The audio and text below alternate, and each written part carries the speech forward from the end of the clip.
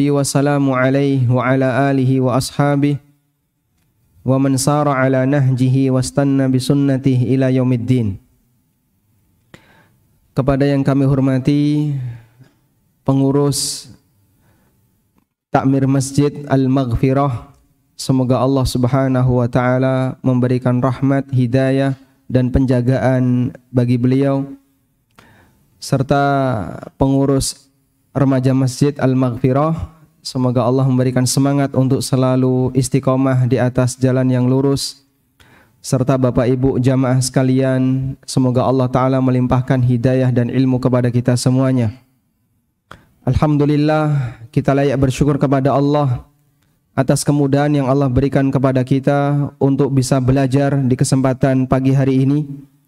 Dan insya Allah nanti yang akan kita pelajari berkaitan dengan salah satu ilmu yang pernah dipesankan oleh Umar bin Khattab radhiyallahu anhu untuk selalu dijaga agar jangan sampai ilmu semacam ini hilang di tengah masyarakat, yaitu berkaitan dengan masalah ilmu mawarith, ilmu pembagian warisan. Kita diperintahkan oleh Allah Ta'ala untuk selalu memohon hidayah, dan perintah itu berlaku bagi seluruh kaum muslimin, bahkan termasuk Nabi kita Muhammad sallallahu alaihi wasallam. Sehingga manusia diminta untuk terus memohon kepada Allah bimbingan hidayah. Sebab yang namanya ilmu manusia itu sangat sedikit dibandingkan dengan ilmu yang dimiliki oleh Allah Subhanahu wa taala, bahkan tidak boleh kita bandingkan. Dan bagian dari bentuk memohon hidayah adalah memohon tambahan ilmu dari Allah. Karena itu Nabi Muhammad sallallahu alaihi wasallam membaca ihdinas siratal mustaqim dalam salat beliau. Sebagaimana kita juga membaca ihdinas siratal mustaqim, berikanlah kami petunjuk ke jalan yang lurus dalam salat yang kita lakukan. Yang namanya ilmu bagi manusia tidak ada batas, sehingga kita selalu memohon kepada Allah untuk selalu diberi tambahan. Dan kita juga memohon kepada Allah agar diberi ketakwaan, karena takwa itu tidak ada batas, sehingga tidak ada istilah puncak takwa. Sampai pun Nabi kita Muhammad sallallahu alaihi wasallam diperintahkan oleh Allah untuk bertakwa. Sebagaimana yang Allah firmankan di surat Al-Ahzab, Allah Ta'ala mengatakan, "Ya ayyuhan nabiyyu taqillaha wa la tuti'il kafirina wal munafiqin." Wahai Nabi, bertakwalah kepada Allah dan jangan mentaati orang kafir dan orang-orang munafik. Kenapa seorang Nabi masih diperintahkan oleh Allah untuk bertakwa padahal beliau seorang Nabi? Karena takwa itu tidak ada puncaknya, sehingga semua manusia diperintahkan oleh Allah untuk bertakwa kepadanya. Dan bentuk bertakwa itu adalah dengan mengamalkan ilmu yang baik, ilmu yang benar yang diberikan oleh Allah Subhanahu wa taala kepada umat manusia. Keseimbangan ini yang selalu kita bangun. Keseimbangan untuk selalu belajar dan berusaha untuk mengamalkan, memohon hidayah kepada Allah dalam bentuk tambahan pengetahuan agama, pengetahuan tentang aturan-aturan yang barangkali belum kita pahami, dan memohon kepada Allah kekuatan untuk bisa mengamalkannya. Sempurnanya manusia tidak ada, karena kita penuh dengan kekurangan, dan perjuangan itu tidak ada ujung sampai datang kematian. Sebagaimana yang Allah firmankan dalam Al-Quran, "Wa'bud rabbaka hatta ya'tiyakal yaqin." Sembahlah Rabbmu, beribadalah kepada Rabbmu sampai datang kepadamu al-yaqin. Dan makna al-yaqin, kata para ahli tafsir ijma', maknanya adalah al-maut, kematian. Sehingga Allah perintahkan kepada kita untuk bertakwa sampai mati. Allah perintahkan kepada kita untuk selalu menimba ilmu sampai mati. Allah perintahkan kepada kita untuk mengamalkan ilmu itu sampai mati. Karena tidak ada manusia yang sempurna, sebab kita diciptakan dalam posisi semuanya penuh dengan keterbatasan. Kita berusaha untuk memperjuangkan itu dengan terus belajar, mengikuti kajian, dan aneka kegiatan-kegiatan ilmiah, diiringi dengan semangat untuk mengamalkannya. Karena itu tidak lupa kita ucapkan setelah bersyukur kepada Allah, kita ucapkan terima kasih, jazakumullah khairan, kepada Takmir Masjid Al-Maghfirah yang telah memberikan kita kesempatan berupa fasilitas untuk bisa belajar di tempat ini. Semoga Allah Subhanahu wa taala memberikan balasan yang terbaik bagi para takmir. Selanjutnya jamaah dimuliakan Allah Subhanahu wa taala, Imam Asy-Syafi'i rahimahullah pernah mengatakan, ta'allamu daqa'iqal ilmi. Ta'allamu daqa'iqal ilmi li'alla yadhi'a daqa'iquhu. Pelajarilah ilmu-ilmu yang jarang dibahas oleh masyarakat. Pelajarilah daqa'iqul ilmi, bagian-bagian yang rinci dalam masalah agama. Li'alla yadhi'a daqa'iquhu, agar bagian yang rinci itu tidak hilang. Sebab ilmu itu akan menjadi lestari dan bisa bertahan selama manusia mempelajarinya. Tapi ketika masyarakat sudah tidak mau mempelajarinya, lambat laun ilmu itu akan dilupakan. Karena itu, keberadaan majelis ilmu adalah upaya untuk menjaga kelestarian ajaran Nabi sallallahu alaihi wasallam. Dengan kita mempelajarinya, dengan kita berusaha untuk mengkajinya, akan tetap selalu lestari di tengah masyarakat. Biar lebih maksimal, kami persilahkan kepada jamaah yang berada di sebelah kanan bisa merapat ke depan, memberi kesempatan barangkali bagi yang ada di luar agar bisa bergabung di dalam. Pak, silahkan di sini bisa maju. Ya. Yang penting tidak menghalangi kamera. Nah. Jazakumullah khairan. Tafassahu fil majalis yafsahillahu lakum. Berikanlah kelonggaran di majelis, semoga Allah memberikan kelonggaran bagi kita semua.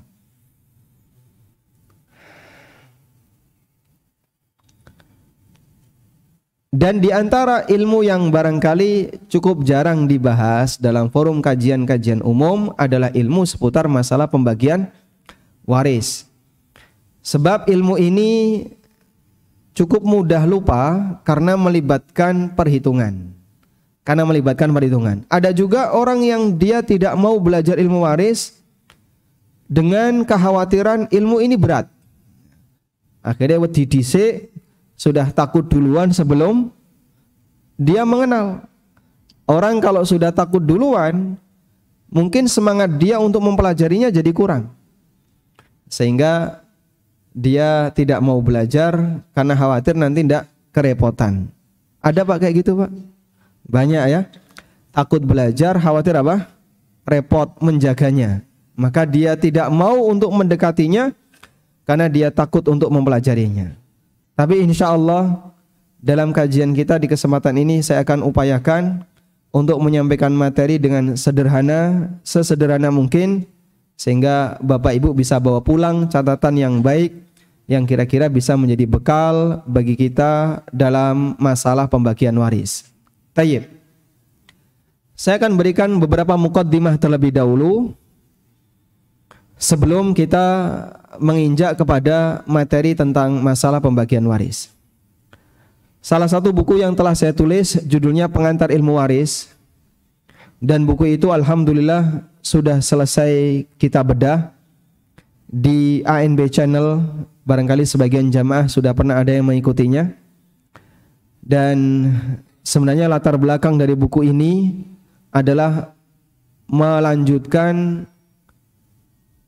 kajian yang dulu pernah disampaikan oleh salah satu guru saya. Beliau seusia dengan saya, lulusan Lipia, Al-Ustadz Nurholis Majid.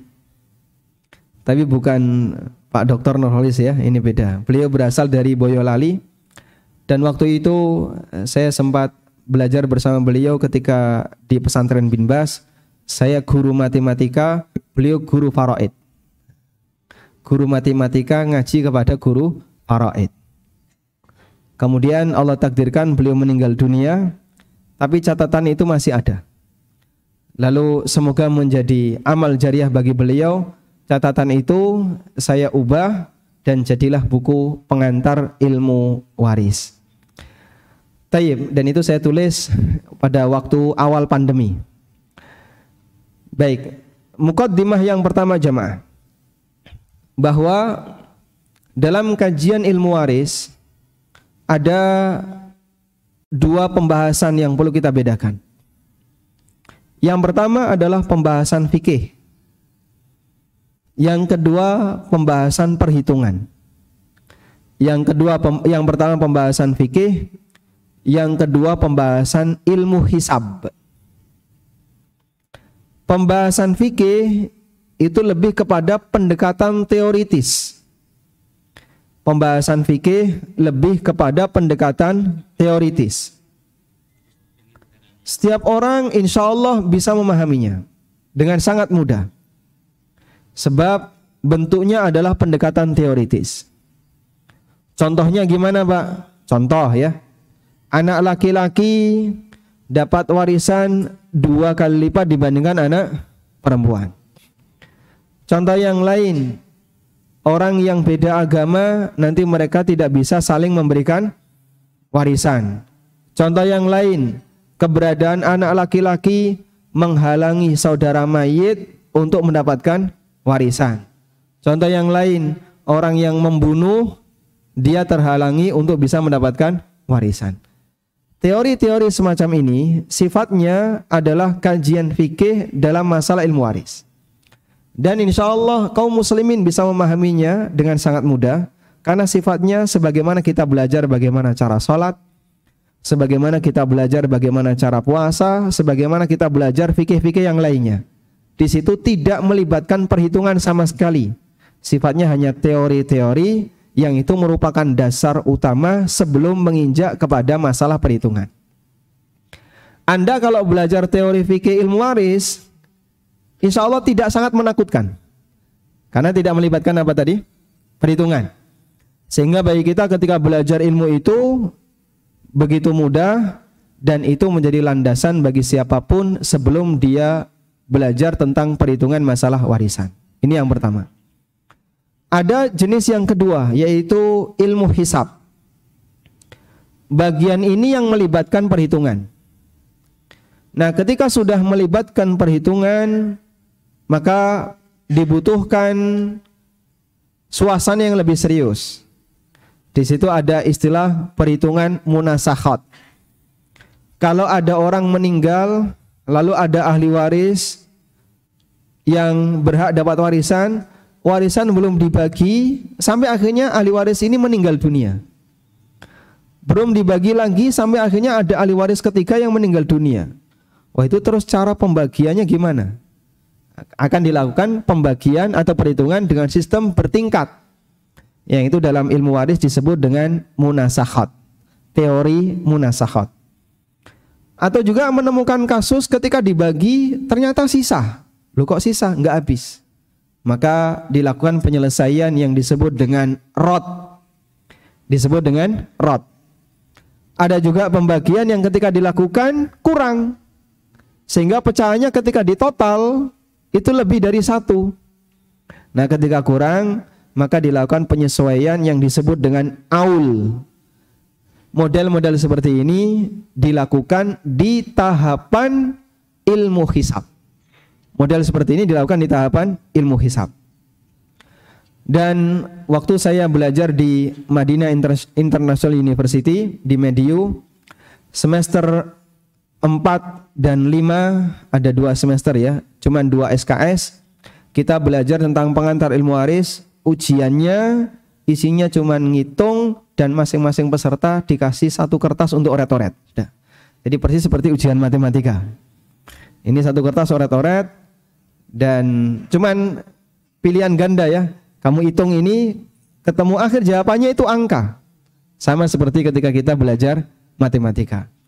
Nah, itu pondasinya adalah ngerti tentang munasakhat, ngerti tentang aul, ngerti tentang rot, dan beberapa model perhitungan dalam masalah ilmu waris. Insya Allah bagian ini tidak kita bahas di forum ini. Tenang ya. Jadi Anda nggak usah takut. Kita lebih banyak membahas dari sisi kajian fikihnya, tidak membahas dari sisi kajian perhitungannya. Muqaddimah yang kedua, dilihat dari objek yang dipelajari dalam masalah pembahasan warisan. Yang tadi ada 2 ya. Pertama apa? Teori fikih. Yang kedua, ilmu hisab. Maka para ulama mengatakan orang yang belajar ilmu waris ada dua tingkatan. Orang yang belajar ilmu waris ada dua tingkatan. Tingkatan yang pertama adalah orang yang belajar ilmu waris hanya pada pembahasan fikih saja. Dan ini berlaku bagi masyarakat awam secara umum. Bagi mereka yang kira-kira kesulitan untuk belajar dari sisi ilmu hisab, bagi mereka yang kesulitan untuk belajar dari sisi ilmu tentang masalah perhitungan, maka mereka hanya diarahkan untuk belajar teori fikihnya. Tayyib. Untuk jenis tingkatan ini, tidak dituntut agar bisa menyelesaikan perhitungan warisan. Namun kita ajarkan ilmu waris kepada mereka sebagai bekal jika nanti dalam keluarganya ada kasus pembagian warisan, maka jamaah sudah punya ilmu pengantar sehingga saat sang ustadz memberikan fatwa, dia bisa menerima dengan legowo. Dia bisa menerima dengan sukacita. Kenapa? Dia sadar ini aturan Allah. Enggak pakai ngeyel, enggak pakai ribut, enggak sampai harus naik ke pengadilan. Karena masing-masing sudah paham. Ini ada aturan syariat Allah, yang mana aturan ini kalau tidak dipenuhi bisa berbahaya. Dan itu dibutuhkan bagi masyarakat umum. Sehingga orang perlu dikasih pemahaman. Pak, dalam masalah pembagian ilmu waris, laki-laki dan perempuan itu dibedakan. Oh, enggak bisa. Ini enggak adil. Kamu terlalu anti gender. Masya Allah. Terus maunya gimana? Laki dan perempuan kudu podo. Wong podo-podo anak. Iki anak, iki yo anak. Kenapa harus dibedakan? Akhirnya dia minta pembagian warisan untuk anak perempuan dengan anak laki-laki dibuat sama. Kenapa dia protes ketika dibagi sesuai dengan hukum Allah? Karena dia tidak punya muqaddimahnya. Sebab dia tidak punya pengantarnya. Ada juga misalnya non-muslim juga tetap harus dikasih warisan. Tapi dalam agama kita tidak boleh. Oh, tidak bisa. Aturan itu nggak berlaku. Masya Allah. Kenapa? Ini anak, ini juga anak. Masalah agama itu nanti. Ini masalah dunia. Pembagian warisan harus tetap dilakukan meskipun beda agama. Dan masih banyak kondisi yang lain. Sampai pada puncaknya ada orang yang dia menguasai warisan padahal dia tidak berhak untuk mendapatkannya karena dikembalikan kepada pemahaman pribadinya yang jelas itu bertentangan dengan aturan Allah Subhanahu wa taala. Contoh yang paling sering ya. Dalam satu keluarga hanya ada anak perempuan. Lalu suaminya meninggal, ada istri. Kemudian suami ini punya beberapa saudara. Biasanya gimana, Pak? Biasanya gimana? Saudaranya suami nggak dikasih. Kenapa nggak dikasih? Ini bukan keluarga inti. Warisan hanya boleh untuk keluarga inti. Dan keluarga inti itu suami, istri, anak, orang tua. Saudara nggak masuk. Akhirnya kadang saudara nggak dikasih, padahal dia termasuk orang yang berhak dapat warisan. Ada juga orang yang punya pemahaman, ibu kalau masih hidup nggak sopan bagi waris, tunggu ibu mati dulu. Akhirnya anaknya Arab-Arab warisan ya. Tapi kalau Arab-Arab warisan kok harus nunggu mbokne mati, akhirnya sing di Arab-Arab kapan bagi waris. Kapan ibunya meninggal.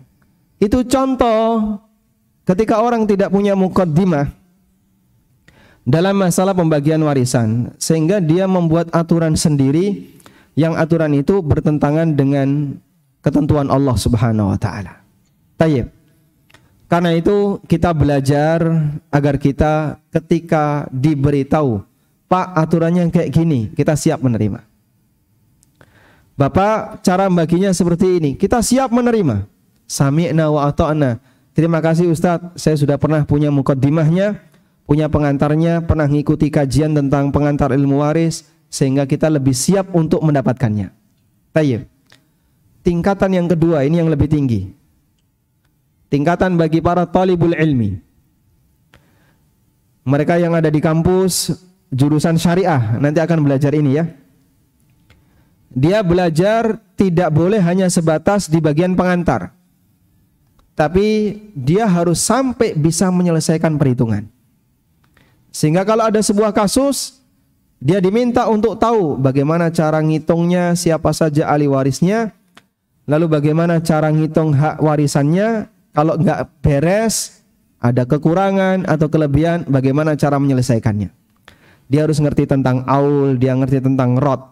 Ini dituntut untuk mereka yang belajar ilmu waris lebih serius. Siapa ini? Para talibul ilmi. Mereka yang kuliah di jurusan syariah di Universitas Islam Madinah harus sampai bisa itu. Mereka yang belajar di Ma'had dan di situ ada pembahasan masalah warisan harus bisa sampai di situ. Sehingga dia harus sampai bisa menyelesaikan dengan detail. Nah, kalau Bapak Ibu barangkali belum sampai pada tingkatan ini, jangan ditinggalkan. Anda tetap harus belajar di tingkatan yang pertama. Ada sebuah pepatah mengatakan, ma la yudraku kulluh la yutraku julluh.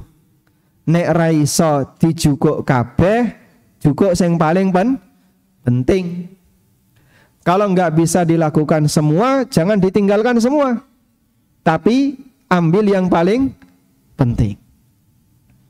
Sehingga kalau kita misalnya memandang, wah kajian masalah ilmu waris, kok wis medeni dhisik ya. Lihat ada banyak kotak-kotak, wah gak ngerti mas. Iki kotak-kotak jimat nomor-nomor mas. Mas, ini kotak-kotak bagi waris, ini dapat sekian, ini dapat sekian, itu bukan jimat ya. Terus kenapa dia nggak mampu untuk itu? Tolong jangan tinggalkan semuanya. Ma la yudraku kulluh la yudraku jullu. La yutraku jullu. Siapa yang tidak bisa mengenali semua, jangan tinggalkan yang paling penting. Sehingga berusahalah untuk tetap berada di posisi tadi ya.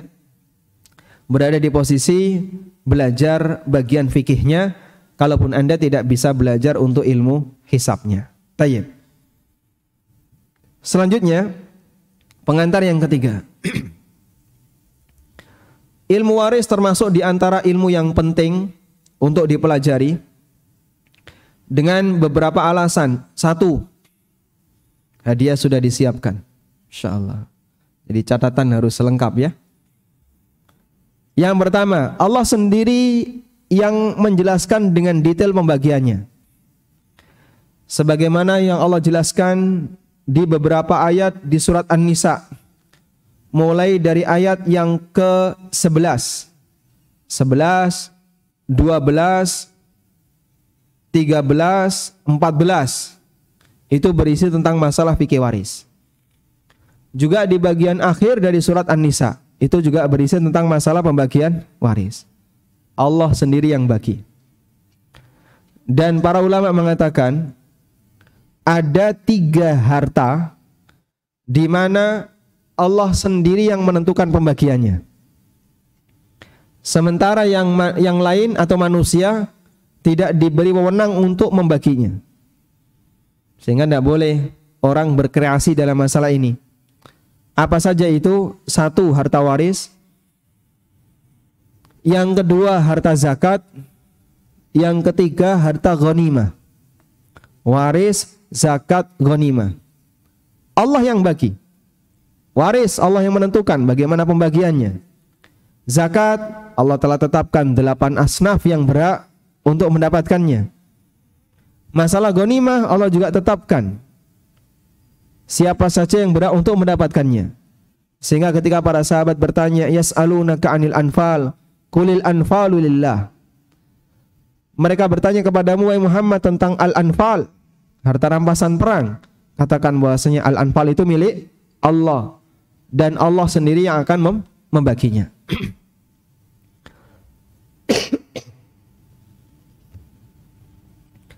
Karena itulah, mengingat dalam pembagian warisan Allah yang membaginya, maka manusia hanya bisa menerapkannya. Jangan membuat perhitungan sendiri yang itu bertentangan dengan pembagian yang diberikan oleh Allah Subhanahu wa taala. Tayyib. Kemudian alasan yang kedua, setelah Allah memberikan pembagian warisan, Allah memberikan janji dan ancaman. Allah Subhanahu wa taala berfirman, "Tilka hududullah, wa may yuti'illaha wa rasulahu yudkhilhu jannatin tajri min tahtihal anhar, khalidina fiha. Wa dzalikal fawzul 'adzim." Pembagian dengan cara seperti ini adalah aturan Allah. Maka siapa yang taat kepada aturan Allah, maka Allah akan masukkan dia ke dalam surga yang mengalir sungai di bawahnya.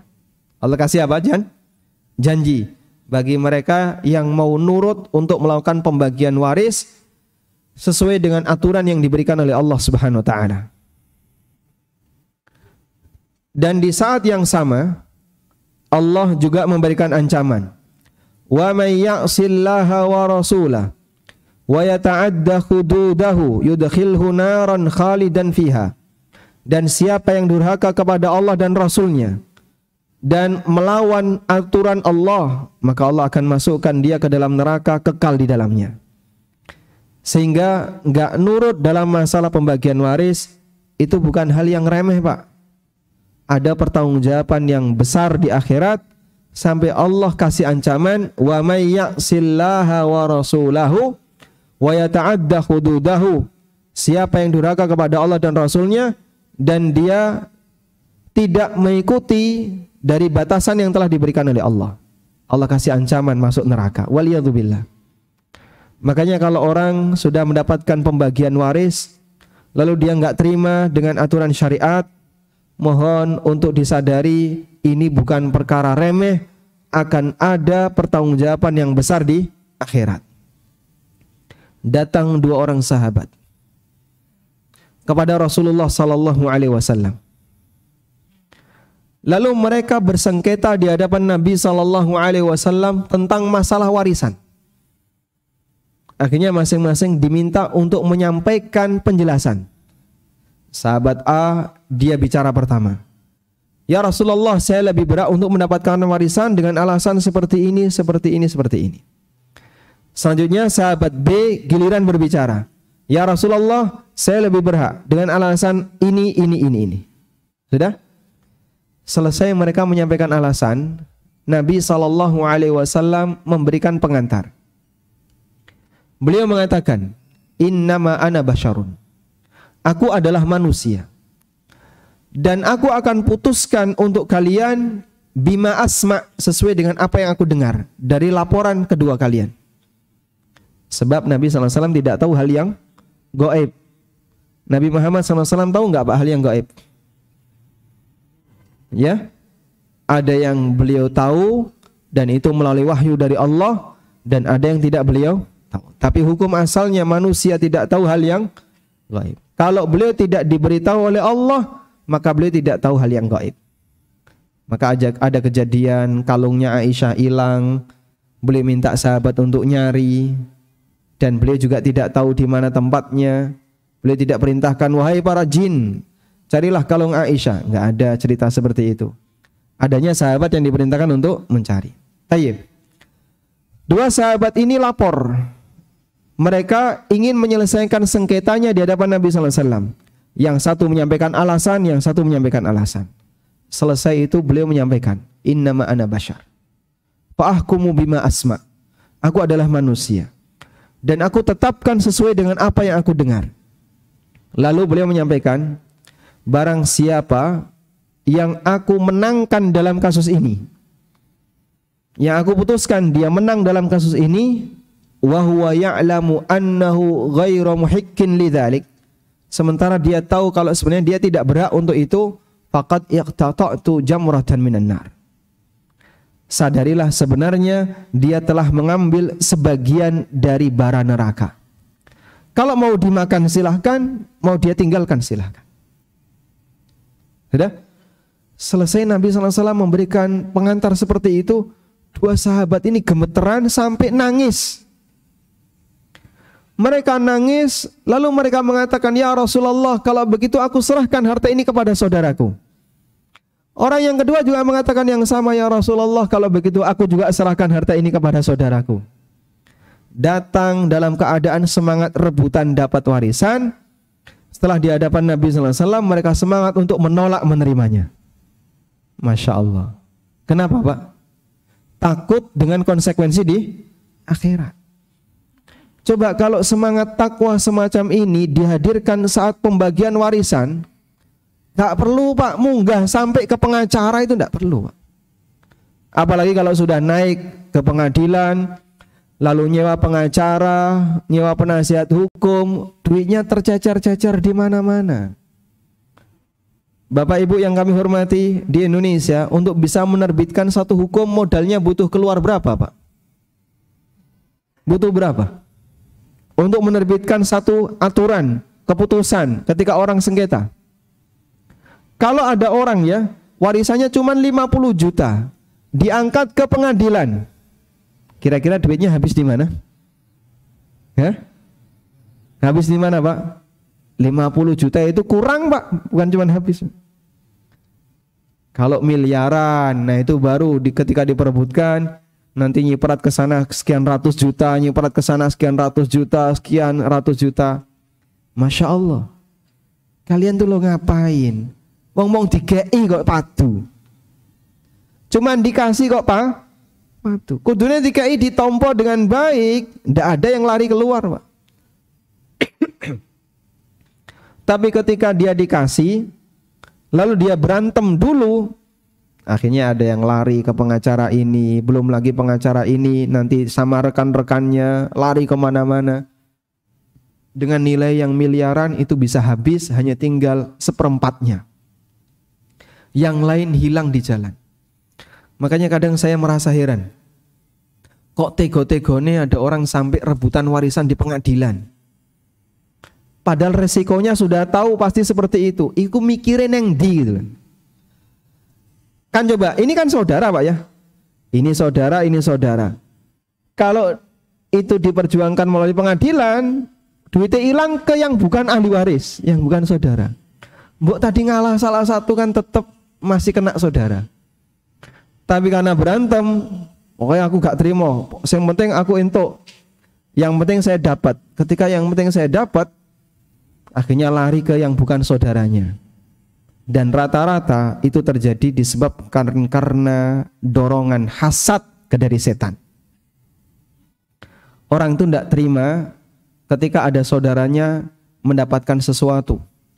Padahal siapapun yang lebih berhak, kita tidak berhak untuk ngatur dan protes. Allah sendiri yang telah menghitungnya, Allah yang subhanahu wa ta'ala membaginya, dan bukan manusia yang membaginya. Baik. Makanya ancamannya besar, barang siapa yang durhaka kepada Allah dan Rasulnya dan melawan aturan Allah, maka Allah akan masukkan dia ke dalam neraka. Selanjutnya, terdapat sebuah hadis, meskipun hadis ini dhaif, didhaifkan oleh banyak ulama seperti Adz-Dzahabi, Ibnul Mulaqqin dan yang lainnya. Rasulullah sallallahu alaihi wasallam pernah bersabda kepada Abu Hurairah, "Ya Aba Hurairah, ta'allamul fara'idha wa'allimuha fa innahu nisful ilmi wa huwa yunsa wa huwa awwalu syai'in yunza'u min ummati." Wahai Abu Hurairah, pelajarilah faraid. Ajarkan ilmu faraid, karena faraid itu setengah ilmu. Faraid itu setengah ilmu. Baik. Hadis ini dhaif. Tapi kalau misalnya kita bahas, kenapa sih faraid kok setengah ilmu? Dan para ulama sering menyebut bahwasanya faraid adalah setengah ilmu. Karena penjelasannya begini. Sesuatu itu kalau disandingkan dengan lawannya, maka jadinya dia setengahnya. Sesuatu kalau disandingkan dengan lawannya, jadinya apa? Setengahnya. Karena itu ada istilah qaulu la adri nisful ilmi. Ada orang kalau ditanya dan dia nggak tahu, dia ditanya masalah agama dan dia bilang nggak tahu, saya nggak tahu, itu sama dengan setengah ilmu. Lu nggak tahu kok di setengah ilmu, nggak ngerti kok disebut setengah ilmu. Sebab nggak tahu itu Sandingannya apa? Tahu. Dan tahu itu ilmu. Maka nggak tahu setengahnya ilmu. Sesuatu kalau disandingkan dengan lawannya, maka dia jadi apa? Setengahnya. Tayyib. Ilmu yang dipelajari oleh manusia itu ada dua. Yang pertama, ilmu untuk orang yang hidup. Dan yang kedua, ilmu untuk orang yang sudah mati. Sehingga di situ adalah bersandingan lawannya. Ilmu untuk orang yang hidup apa, Pak? Ilmu fikih untuk ibadahnya, fikih muamalahnya, dan fikih-fikih yang lainnya. Banyak sekali. Dan ilmu untuk orang yang sudah mati. Ilmu untuk orang yang sudah mati apa? Peninggalan hartanya. Ini bagaimana cara membaginya. Maka jadinya ilmu faraid disebut sebagai setengah ilmu ketika dia disandingkan dengan ilmu untuk kasus orang yang masih hidup. Paham di sini? Maka disebut sebagai ilmu faraid setengah ilmu. Bukan berarti nek belajar faraid tok berarti wis duwe setengah ilmu, bukan. Tapi maksudnya ilmu faraid itu membahas untuk kasus orang yang sudah meninggal, yang itu merupakan lawan untuk ilmu kasus bagi orang yang hidup. Sehingga ketika sesuatu itu disandingkan dengan pasangannya, maka jadilah dia separuhnya. Baik. Dan dulu para sahabat mereka banyak memberikan motivasi agar belajar ilmu faraid, seperti yang disampaikan oleh Umar bin Khattab radhiyallahu anhu. Beliau pernah mengatakan, "Ta'allamul faraidha fa innaha min dinikum." Pelajarilah ilmu faraid karena faraid itu bagian dari agama kalian. Dan dalam riwayat yang lain beliau mengatakan, "Ta'allamul faraidha wan nahwa was sunnah kama tata'allamuna al-Qur'an." Pelajarilah ilmu faraid, ilmu nahwu dan sunnah sebagaimana kalian belajar Al-Qur'an. Abu Musa al-Ash'ari radhiyallahu anhu juga pernah mengatakan, "Mathalul ladzi yaqra'ul Qur'ana wa la yuhsinul faraid." Orang yang pandai ilmu Quran tapi dia enggak ngerti faraid, kamathali burnus la ra'salahu. Seperti burnus tapi enggak ada kepalanya. Burnus seperti ini ya. Pakaian burnus ya. Jadi baju ada kepalanya. Namanya apa? Hoodie ya. Jaket hoodie. Seperti jaket hoodie yang enggak ada kepalanya. Ini keterangan Abu Musa al-Ash'ari. Sehingga beberapa sahabat menekankan agar kita belajar ilmu waris.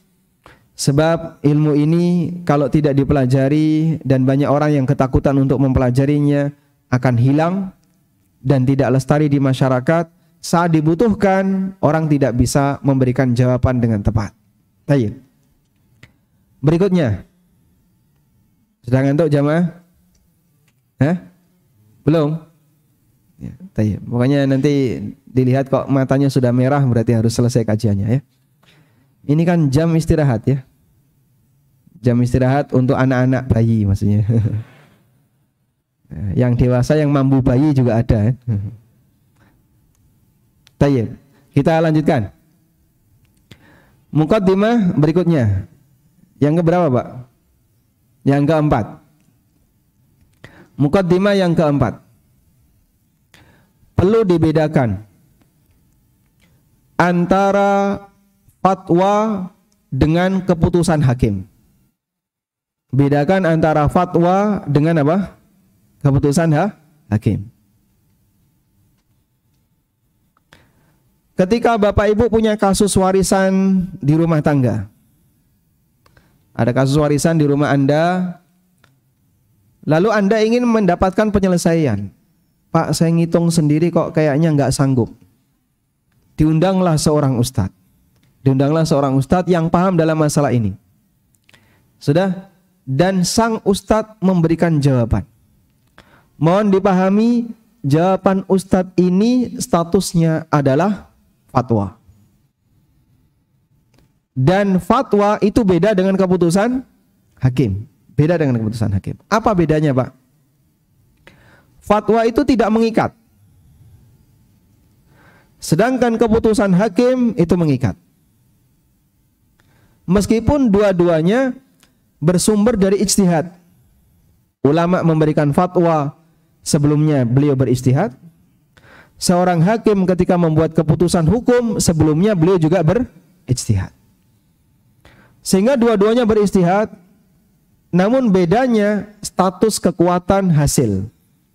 Kalau fatwa sifatnya tidak mengikat, kalau keputusan hakim sifatnya mengikat. Sehingga ketika ada orang bersengketa dalam masalah warisan, lalu sampai naik ke pengadilan, kemudian diputuskan oleh hakim, si A dapat sekian, si B dapat sekian, C dapat sekian. Sudah ketok palu. Terbitlah surat keputusan hakim.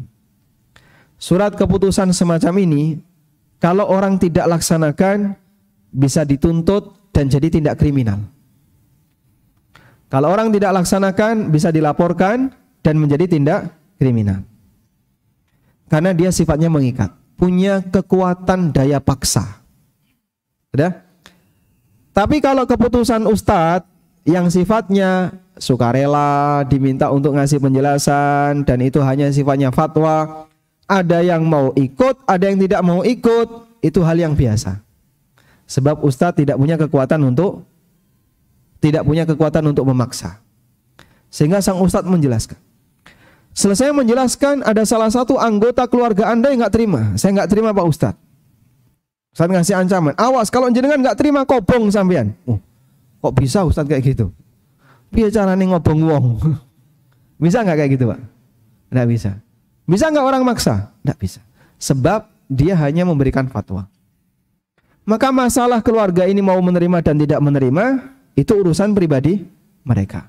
Sang ustadz kewajibannya adalah menyampaikan penjelasan sesuai dengan disiplin ilmu yang beliau miliki. Tapi beliau tidak punya wewenang untuk memaksakan hasil dari perhitungannya agar diterapkan dalam pembagian waris di keluarga fulan yang berkonsultasi kepada beliau. Nah, prinsip ini saya pegangi. Sehingga kalau ada orang yang mau ngundang saya, minta tolong agar dilakukan pembagian warisan, pertama yang saya minta satu Pak, keluarga Anda harus sudah kenal saya, dan yang kedua mau menerima apa yang saya sampaikan. Kalau mereka, Pak, keluarga saya ada yang mau menerima, ada yang belum bisa menerima, kita beda-beda latar belakang, ono sing wis ngaji, ada yang preman, ada yang non muslim, ada yang pinginnya ini. Masya Allah Mas, ini kalau saya datang ke situ seperti saya datang ke kandang macan Mas. Nggak sampean padu karo PDW, aku mau ngrungokno, malah jadi masalah. Saya tidak mau. Buat apa? Tapi kalau saya diminta untuk memberikan penjelasan terkait masalah kewajiban seorang muslim untuk taat kepada aturan Allah, alhamdulillah sudah banyak kajian yang kita sampaikan dalam masalah ilmu waris. Silakan Anda kasih tonton itu dulu. Tunjukkan ke mereka. Sudah, ini mukaddimah pertama. Kalau seperti ini belum, lalu tiba-tiba Anda datangkan seorang ustadz dari sekolah manapun dia, ditolak Pak sama keluarga yang lain. Sebab belum tentu pembagian itu diridhoi sama mereka. Loh kok saya cuma dapat setengah ini Pak Ustadz? Ini ustadz apa ini? Agamanya Pak Ustadz apa Pak Ustadz?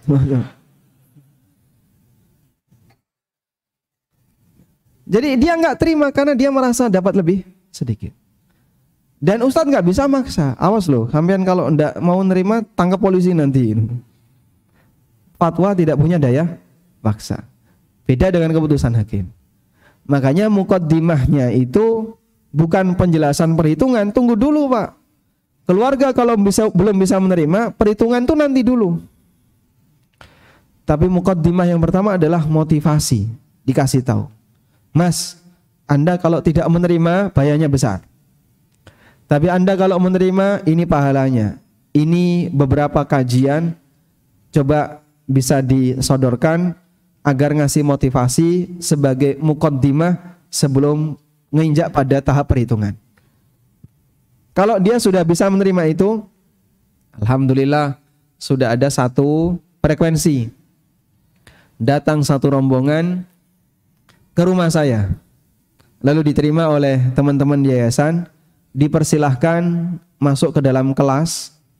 Mereka mau bagi warisan dan minta saya yang dilakukan pembagian. Sebelum saya ngomong, saya tanya kepada masing-masing. Apakah Bapak Ibu sudah siap untuk menerima apa yang saya sampaikan? Ya meskipun saya menyadari ya, kalau saya jelaskan mereka berat untuk tidak menerima. Tapi saya tidak mau di forum ini ada pertengkaran. Nek sampean arep padu aja ning kene. Nek arep padu satu keluarga jangan di sini, keluar saja di sana. Saya tidak mau setelah penjelasan ada pertengkaran. Maka saya minta dulu pastikan sudah mau menerima. Kalau mereka mengatakan kami semuanya sudah siap menerima, baik, baru saya jelaskan. Sampaikan kasus yang Anda punya. Nah, mereka kan saling menyampaikan, saling melengkapi ya. Si A menyampaikan, si B menyampaikan, si C menyampaikan. Data ada, lengkap. Sudah, selanjutnya mari kita lakukan pembagian. Mari kita lakukan pembagian. Baik. Nah yang lebih parah lagi, salah satu anggota keluarga tanya ke Ustadz. Sudah? Dia menyampaikan informasi, data, tapi cuma dari satu orang. Sang Ustadz jawab. Sang Ustadz ya? Jawab. Jawaban Ustadz dibawa ke keluarganya. Ini loh lihatan, Ustadz jawabnya kayak gini. Saya dapat lebih banyak loh, lihat. Akhirnya bisa jadi orang ini ketika tanya, data itu dipelintir, atau tidak semuanya disampaikan, atau masih ada beberapa data yang dia nggak tahu, sehingga jawabannya menguntungkan bagi orang ini. Tapi dipaksakan keluarganya untuk mengikuti itu. Ini lebih parah lagi. Sekali lagi Bapak, kalaupun Anda bawa masalah ke seorang ustadz, lalu tanya tentang kasus warisan, kemudian jawabannya Anda bawa ke keluarga Anda, ke rapat keluarga, belum tentu mereka bisa menerima. Dan ustadz memberikan fatwa itu boleh dengan satu informasi.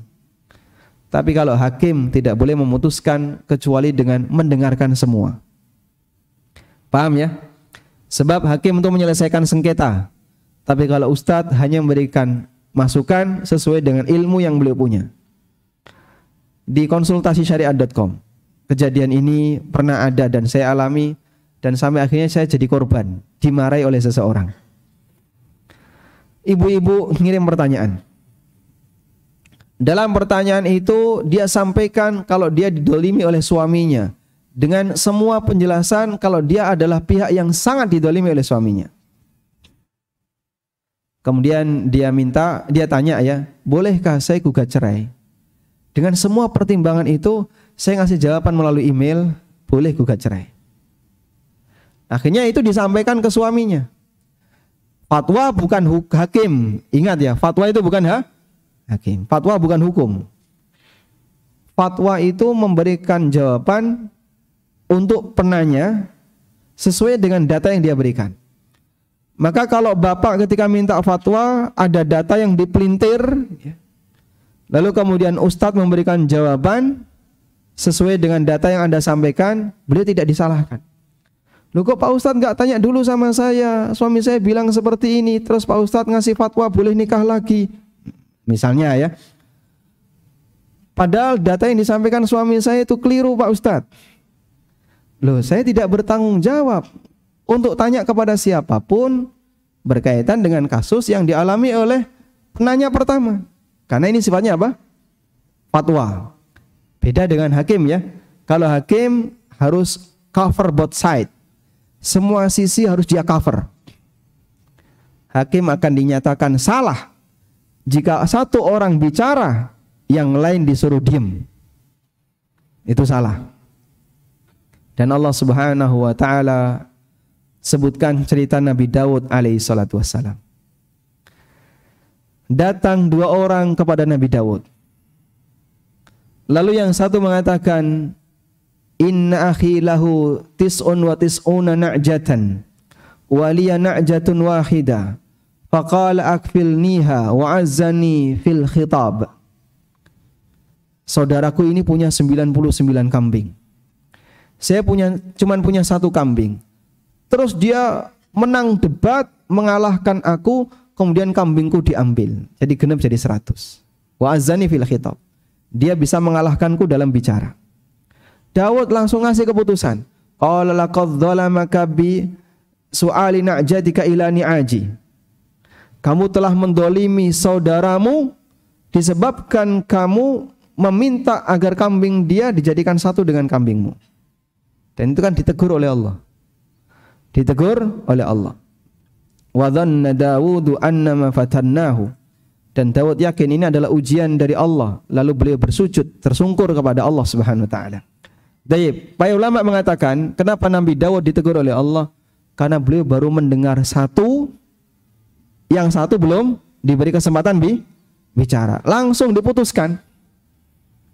Beliau baru mendengar satu, langsung diputuskan. Yang satunya belum diberi kesempatan bicara. Ditegur oleh Allah, sebab Daud seorang hakim. Sedangkan kalau fatwa tidak perlu seperti ini. Paham insyaallah? Ayo. Kembali ke tadi. Saya putuskan, silahkan gugat cerai kalau keadaannya seperti ini. Sudah, siang fatwa itu saya sampaikan, sore saya ditelepon seorang ustadz dari Jakarta.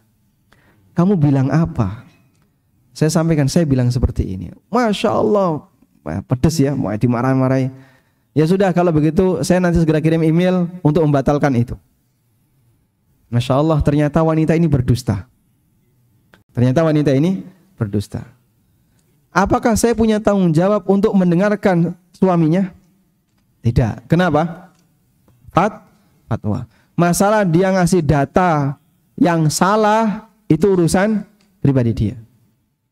Maka sekali lagi, ketika Anda bertanya dan itu berkaitan dengan masalah yang menyangkut orang lain, jika Anda ngasih data yang salah, lalu Ustadz menyampaikan fatwa, terus Anda gunakan pembenar dalam sengketa, keliru seperti ini.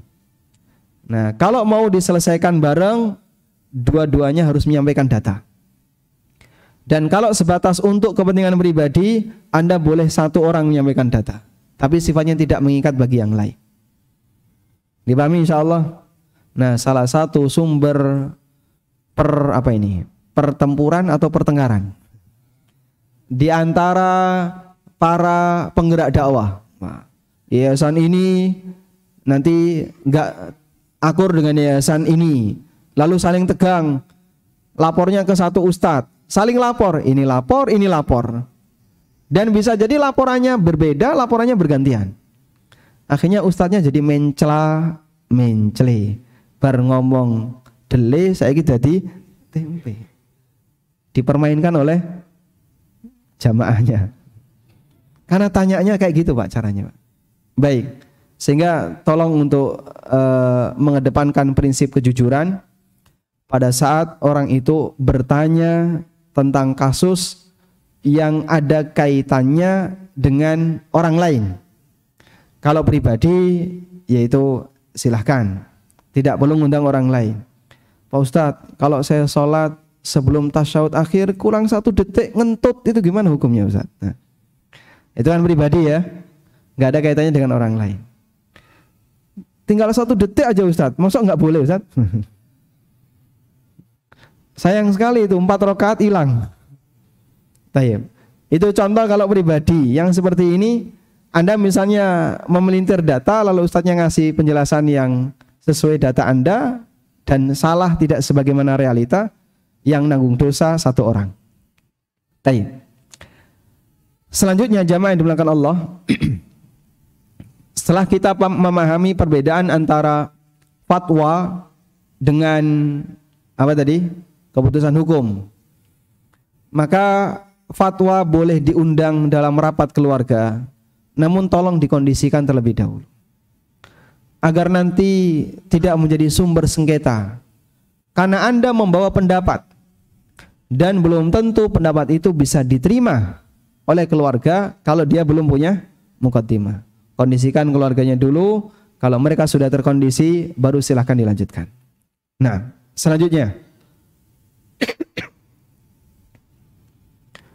kita akan bahas beberapa kaidah fikih terkait masalah warisan.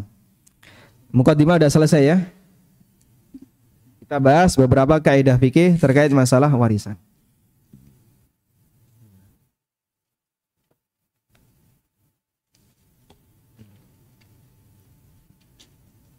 Alhamdulillah. Nah, Yang pertama, anak laki-laki dapat 2 kali dibandingkan anak perempuan. Atau ahli waris laki-laki dapat jatah 2 kali dibandingkan ahli waris perempuan. Kecuali untuk kasus satu saudara seibu. Saudara seibu itu kalau dapat warisan, laki dan perempuan dibagi rata. Saudara seibu kalau dapat warisan, laki dan perempuan dibagi rata. Allah Ta'ala berfirman, fahum syuraka'u fits thuluts. Mereka mendapatkan harta sekutu dibagi bareng sepertiga. Itu kalau ada syarat tertentu, ketentuan tertentu, di mana saudara seibu dapat sepertiga. Yang kedua, untuk kasus ayah dan ibu ketika mayit punya anak, keduanya sama-sama punya jatah 1/6. Keduanya sama-sama punya jatah 1/6. Taib. Sehingga di sini laki dan perempuan sama. Ayahnya dapat 1/6, ibunya juga dapat 1/6. Nah, kemudian prinsip yang kedua, kaidah yang kedua,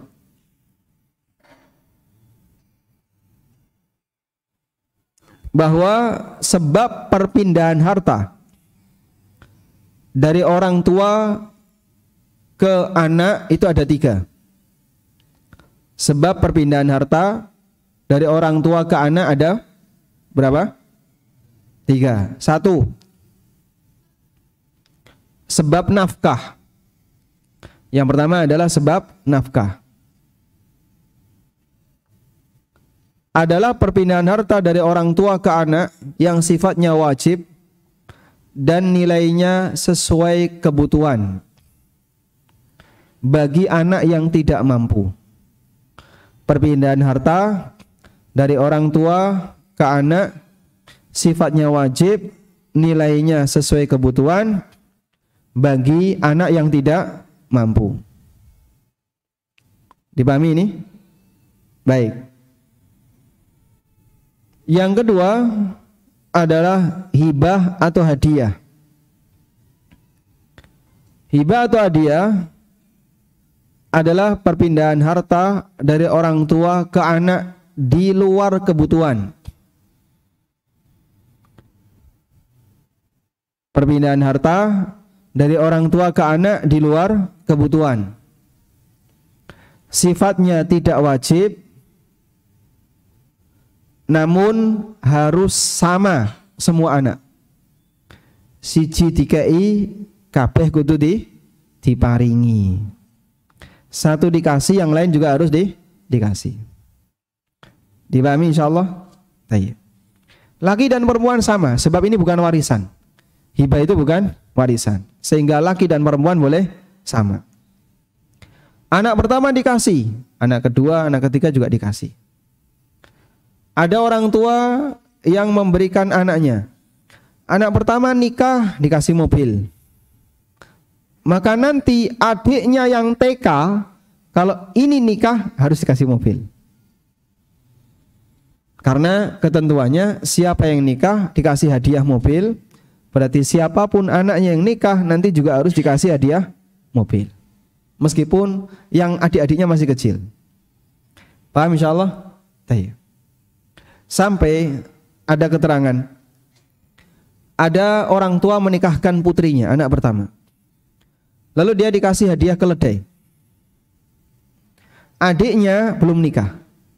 Sudah? Belum sempat menikahkan adiknya, bapak ini meninggal.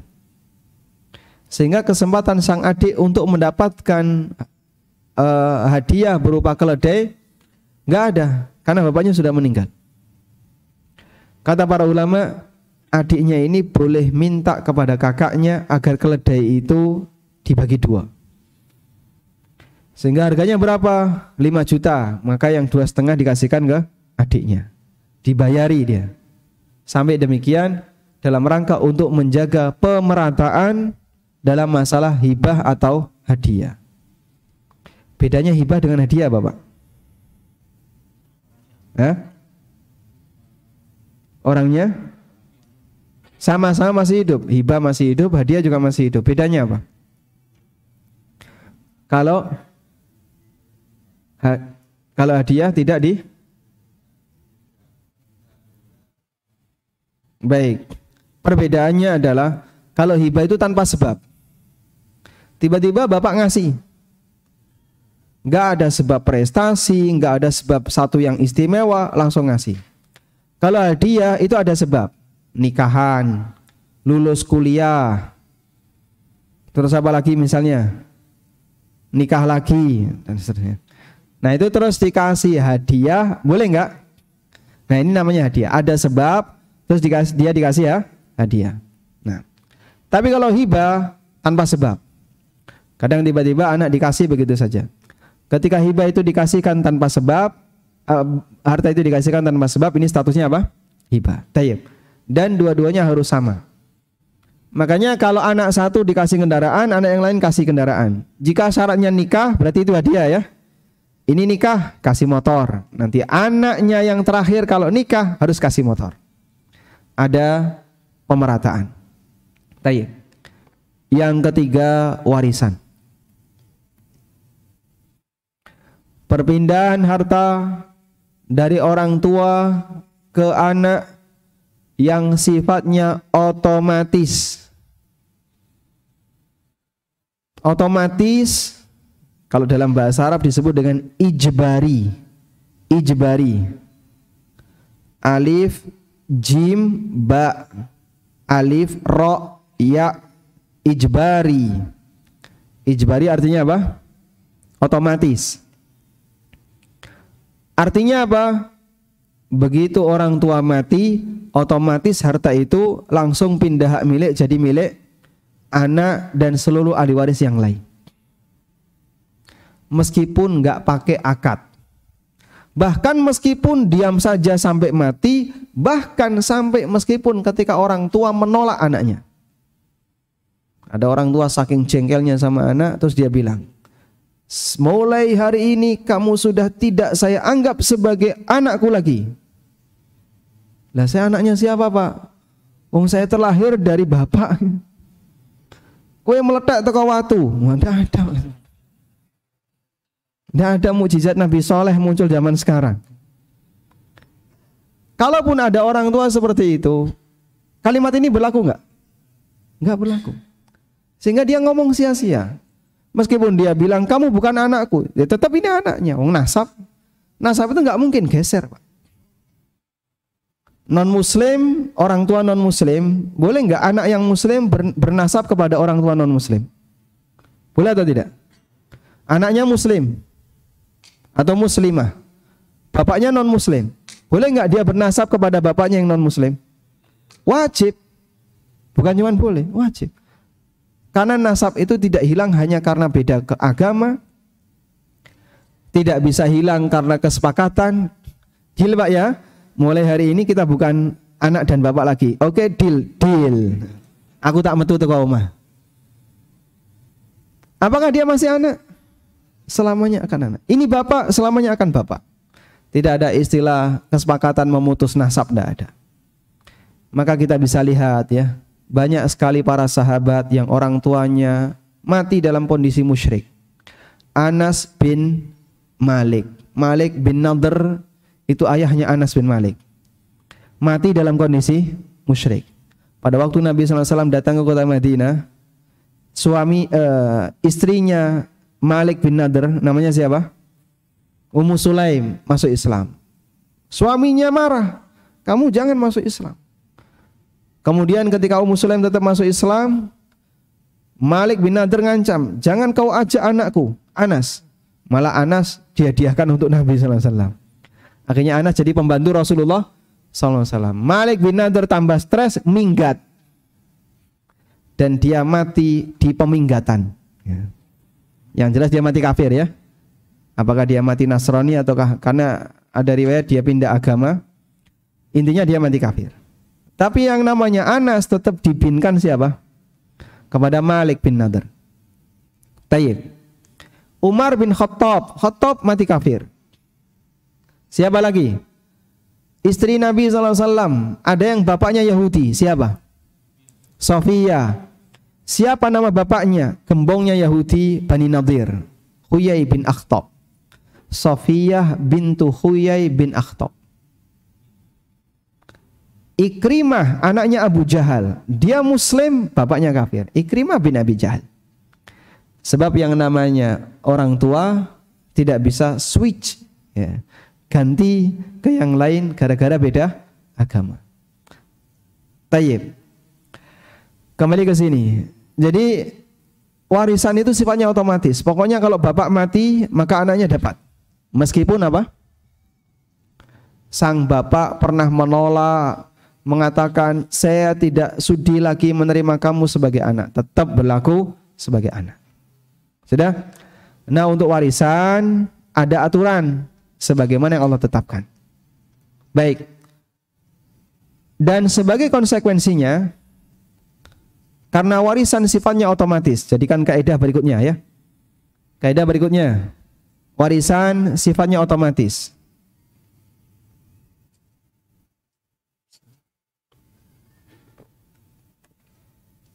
Alhamdulillah. Karena warisan itu sifatnya otomatis, maka yang pertama tidak perlu akad. Bapak tidak pernah melakukan akad dengan saya dalam pembagian warisan, tidak apa-apa. Sebab Allah yang bagi, bukan manusia yang bagi. Yang kedua, anak berbakti dengan anak yang durhaka, jatahnya sesuai aturan. Dua anak lanang loro, sing siji berbakti nurut, sing siji badung. Apakah warisannya beda? Sama-sama laki-laki? Sama. Maka anak berbakti dapat warisan sebagaimana status dia dan bukan kebaktiannya. Nah, sering sekali ini yang jadi masalah di keluarga. Bapak sudah tua, ibu sudah tua. Anak nomor siji, loro, telu, papat, limo, lunga kabeh. Yang satu di Jakarta, yang satu di pulau mana, ada yang di luar negeri dan seterusnya. Sing paling bungsu anak perempuan, suruh jaga. Dia yang jaga orang tuanya. Dia yang merawat orang tuanya, bahkan sampai kadang tertunda nikah dalam rangka jaga orang tua. Jadilah ini anak lebih berbakti dibandingkan yang lain. Sampai akhirnya orang tua ini meninggal dunia. Dilakukan pembagian waris. Ini anak perempuan lebih berbakti dibandingkan kakak-kakaknya yang laki-laki yang semuanya keluar daerah. Saat dilakukan pembagian waris, yang laki-laki dapat 2 kali anak perempuan. Loh, ini yang paling berbakti kok malah dikasih paling sedikit. Gimana Pak kira-kira jawabannya? Gimana jawabannya Pak? Jawabannya gimana? Warisan tidak bergantung kepada aktivitas berbakti dan tidak. Sehingga berbakti kamu ini yang jamin pahalanya Allah, bukan warisan. Mosok gelem berbakti nek dicekeli warisan. Nek ra dicekeli warisan durhaka kabeh. Dan itulah kita. Makanya sampai kadang ada perkataan seperti ini ya. Sampai ada perkataan seperti ini. Seorang ibu dia bisa melayani banyak anak. Bisa melayani banyak anak. Tapi banyak anak belum tentu bisa melayani seorang ibu. Dan ada juga ya, ada banyak anak tidak bisa melayani satu ibu, tapi satu bapak bisa melayani 4 ibu. Betul Pak? Wah, ini gak nyambung ini temanya bahasa. Salah ya ini. Baik, tolong dihapus nanti ya video ini. Masya Allah. Inilah perbedaan antara orang tua dengan anak. Orang tua berdua punya anak 9, diurus semuanya. Tapi anak 9 belum tentu bisa ngurusi 2 orang tua. Masya Allah Pak, makanya tidak bisa disamakan ya. Orang tua ngerawat kita sejak kecil penuh dengan kerepotan dan semangatnya semoga anak ini panjang umur. Anak ngerawat ibunya yang mungkin sudah tua, repot, harus nyeboin ketika buang air, Masya Allah. Dan semangat anak ketika ngerawat orang tua gimana? Kapan ibunya meninggal? Sehingga begitu ibunya meninggal, alhamdulillah, wis leren. Kita seperti itu. Makanya jasa orang tua tidak bisa terbalaskan dengan apapun, kecuali oleh kata Nabi SAW, kecuali ketika ibumu seorang budak, bapakmu seorang budak, lalu kau merdekakan. Dan kesempatan itu tidak mungkin kita punya. Dan itu pun ketika orang tua meninggal, anak saya dicekeli harta, masih dicekeli warisan. Kadang orang mau berbakti karena dia dicekeli warisan. Semangat anak berbakti nek wong tuane sugih, nek wong tuane ra duwe disepelekne. Ada yang seperti itu. Waliyadzubillah, jangan sampai itu terjadi pada diri kita, sehingga mari kita sama-sama berjuang untuk menjadi anak yang berbakti. Saling kerjasama ya, suami istri. Jadi suami yang berbakti kepada orang tuanya, istrinya dukung. Jadi istri yang bisa berbakti kepada orang tuanya, suaminya juga dukung. Sebab pernikahan tidak hanya menggabungkan dua insan, tapi juga menggabungkan dua keluarga besar. Kebahagiaan sepasang suami istri ini adalah kebahagiaan keluarga besar yang ada di belakangnya. Tayyib, kembali ke sini.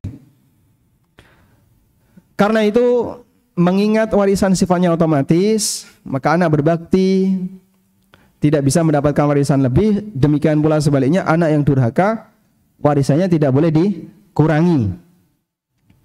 Dan oleh karena itu dilarang melakukan tipuan untuk menghalangi adanya warisan. Dilarang melakukan praktek penipuan untuk menghalangi adanya warisan. Model hilah dalam rangka menghalangi warisan. Di buku saya sebutkan di halaman 45 praktek seperti ini.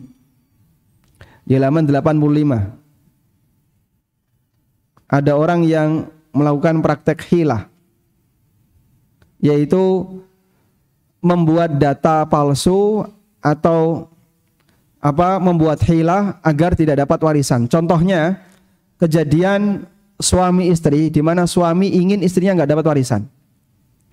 Contohnya apa? Dicerai menjelang wafat, dicerai menjelang mati. Tayyib, para ulama memberikan rincian. Kalau ada seorang suami yang menceraikan istrinya, mantan istri ada Pak? Ada. Mantan anak? Tidak ada. Tadi kita sudah sampaikan ya, untuk hubungan orang tua dan anak tidak bisa dipisahkan. Tapi kalau hubungan suami istri bisa. Dan kalau sudah mantan istri, maka dia nggak dapat warisan.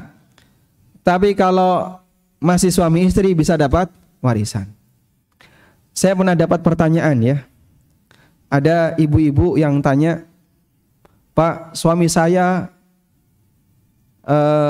impoten dan lumpuh orangnya, jadi hanya bisa dirawat, tapi kaya. Dan ibu ini masih produktif. Terus beliau menyampaikan, boleh nggak saya nikah lagi tanpa bercerai dengan suami yang pertama? Masya Allah. Ibu kalau mau nikah lagi harus bercerai dengan suami pertama. Tapi saya nggak mau bercerai. Kenapa? Tinggal sebentar lagi orang ini. Poyo kok yang ngerti. Udah lagi kan game over ya. Jadi maksud dia nggak mau bercerai agar nanti bisa mendapatkan kekayaannya, hartanya. Cuman dia karena masih wanita produktif, punya ketertarikan untuk nafkah batin, sehingga dia pingin nikah lagi. Ya aturan seperti itu nggak bisa. Baik. Terus hal yang sama juga terjadi pada suami. Kadang suami jengkel, akhirnya dia ingin menceraikan istrinya, biar nanti istrinya nggak dapat warisan. Maka kita kasih rincian di sini ya. 1. Untuk cerai yang masih bisa rujuk,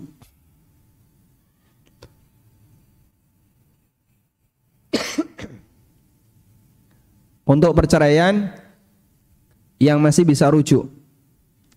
Lalu suami mati, maka ulama sepakat sang istri tetap dapat warisan.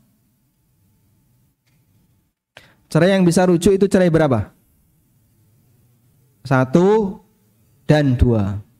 Selama masih masa iddah. Cerai 1, istri menjalani masa iddah. Ternyata di proses menjalani masa iddah ini suaminya kecepit mati. Ketika suaminya mati, istri dapat warisan enggak? Dapat warisan. Kenapa? Karena masih di masa iddah. Meskipun awalnya dia ceraikan itu dengan niat dalam rangka biar dia nggak dapat warisan. Ulama sepakat cerai di masa iddah, jika suami mati istri dapat warisan. Yang kedua, jika cerai yang dijatuhkan suami adalah talak bain. Talak bain itu talak di mana tidak bisa rujuk. Nah, bain itu ada 2. Ada bain sugro, bisa nikah lagi. Ada bain kubro, tidak bisa nikah lagi kecuali jika si wanita ini nikah dengan laki yang lain. Tayyib. Untuk talak bain baik sugro maupun kubro, apakah setelah habis masa iddah istri bisa dapat warisan? Menurut jumhur ulama, istri tetap dapat warisan. Jika semangat suami dalam menceraikan istrinya dalam rangka agar istrinya tidak dapat warisan. Nah, itu dilihat dari cara dia ngomong. Misalnya dia pernah ngomong sama tetangganya atau sama temannya, saya sudah gak seneng sama si fulanah ini, bojoku ini, aku pengen dia gak dapat hartaku, dalam posisi dia sakit-sakitan. Lalu dia ceraikan istrinya. Sudah sampai akhirnya selesai masa iddah, atau cerai 3, aku ceraikan dia. Besok masih hidup, dia ceraikan lagi. Besok suami ini masih hidup, aku ceraikan yang ketiga. Jadi diceraikan 3 kali di waktu yang berbeda. Sah sebagai apa? Talak bain kubro. Tapi jika niatnya agar sang istri nggak dapat warisan, maka para ulama mengatakan, dan itu mendapat jumhur, istri tetap mendapatkan warisan. Ini sebagaimana keterangan yang disampaikan oleh Syekhul Islam. Beliau mengatakan, wa in kana at-talaqu bainan kal mutallaqati thalathan warasathu aidan inda jamaahiri a'immatil Islam wa bihi qada Amirul Mukminin Utsman bin Affan radhiyallahu anhu. Apabila wanita itu ditalak 3, dia tetap mendapatkan warisan jika niatnya dalam rangka untuk tadi menghalangi proses bagian waris. Menurut pendapat jumhur ulama, dan ini merupakan keputusan yang disampaikan oleh Amirul Mukminin Utsman ibnu Affan radhiyallahu anhu. Dan keputusan Utsman ini dijatuhkan ketika Abdurrahman bin Auf menceraikan istrinya Bintul Asbagh Al-Kalbiyah dengan cerai 3 ketika Abdurrahman sakit mendekati kematiannya. Setelah Abdurrahman meninggal, Utsman bermusyawarah dengan para sahabat, lalu mereka berpendapat bahwa mantan istrinya Abdurrahman tetap berhak dapat warisan dan tidak ada satupun sahabat yang menolak keputusan ini, sehingga menjadi sepakat dalam forum itu di masa Utsman. Sebagaimana kutipan yang disampaikan oleh Asy-Syafi'i dalam kitabnya Al-Wallahu a'lam. Cukup Pak ya? Baik. Udah capek ini ya. Capek mendengarkan atau capek nulis? Oh, capek nulis. Tapi barangkali kalau misalnya Anda ingin mendapatkan keterangan lebih lengkap, nanti bisa dibaca di buku saya yang judulnya Pengantar Ilmu Waris. Demikian, semoga bermanfaat. Wassallallahu ala nabiyyina Muhammadin wa ala alihi wa sahbihi wasallam. Wa akhiru da'wana alhamdulillahi rabbil alamin. Ini pertanyaan boleh langsung atau bagaimana, Mas? Gimana? Silakan, kami kembalikan ke moderator ya. Baiklah, terima kasih Ustadz Aminur Bait atas tausiahnya. Bagi yang ingin bertanya secara langsung, sebentar.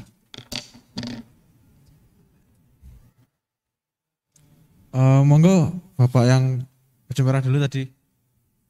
Sebentar. Pakai mikrofon bisa? Ada mikrofonnya. Waalaikumsalam warahmatullahi wabarakatuh.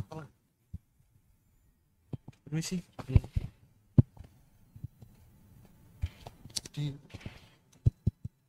Assalamualaikum warahmatullahi wabarakatuh. Waalaikumsalam warahmatullahi wabarakatuh. Ini ada orang Buat pertanyaan. ini ada orang keluarga ya. Setiap ada pertengkaran itu istrinya itu minta cerai. Setiap ada pertengkaran mesti minta cerai, suruh mulangkan ke rumah mertuanya. Bagaimana itu hukumnya tentang orang ini? Mohon penjelasannya. Terima kasih. Wassalamualaikum warahmatullahi wabarakatuh. Waalaikumsalam warahmatullahi wabarakatuh. Ini memang hadiahnya satu gini, 10 buku. Diotek aja ya, diotek. Tahu diotek, Pak? Dioncek. Diotek itu dibuka satu-satu. Dioteki. Baik, nanti Bapak dapat hadiah ini, Pak ya, yang bertanya. Sebenarnya ini tidak pembahasan kita ya, ini bukan pembahasan kita, ini pembahasan tentang fikih keluarga. Cuman nggak jadi masalah kalau kita berikan jawaban ringkas. Yang bersangkutan hadir di kajian ini, Pak? Anda ada? Oh, baik, nanti videonya bisa dipotong, kasihkan dia ya. Rasulullah Sallallahu Alaihi Wasallam pernah mengatakan, ayyuma imra'atin sa'alat zawjaha talaqa min ghairi ma bihi ba'sun fal jannatu haramun 'alaiha fal jannatu haramun laha. Wanita siapapun yang dia gugat cerai sementara tidak ada alasan yang kuat, maka haram baginya untuk masuk surga. Sehingga bahaya besar ketika wanita itu gampang gugat cerai padahal masalah-masalah yang remeh. Dalam hadis yang lain Rasulullah sallallahu alaihi wasallam bersabda, al-mukhtali'at hunnal munafiqat. Wanita yang gampang khulu, gampang gugat cerai, itulah wanita munafik. Sehingga disebut sebagai wanita munafiqat karena dia gampang mengingkari perjanjian setianya dengan suaminya. Maka jangan gampang gugat cerai hanya gara-gara masalah perbedaan yang ringan. Pertahankan keluarga dengan baik, dan itu bagian dari bentuk komitmen dengan mitsaqun ghalidh, yaitu akad nikah yang pernah dilakukan. Nah, baik, selanjutnya baca kertas. Baca kertas. Baik, coba ini Mas, dibacakan Mas. Nah, nanti yang merasa punya kertas bisa ngambil hadiah ini ya, Ushulul Tsalatsah. Masya Allah. Assalamualaikum warahmatullahi wabarakatuh. Ustadz, saya mau bertanya. Ayah saya sudah meninggal. Ayah saya memiliki kakak perempuan yang masih hidup. Nenek saya, ibunya ayah saya, juga masih hidup. Jika suatu saat nenek saya meninggal, apakah saya masih berhak mendapatkan warisan dari nenek? Jazakumullah khairan katsiran. Baik, dipahami Pak, insya Allah kasusnya. Ayahnya sudah meninggal ya, tapi nenek masih hidup. Kalau nenek meninggal, apakah cucu dapat? Nah, yang jadi pertanyaan adalah anaknya nenek ini siapa saja? Data itu perlu. Kalau yang diceritakan cuman ayah, anaknya cuman satu, ayah sama saudara perempuannya. Berarti ahli warisnya adalah saudara perempuan dan cucu.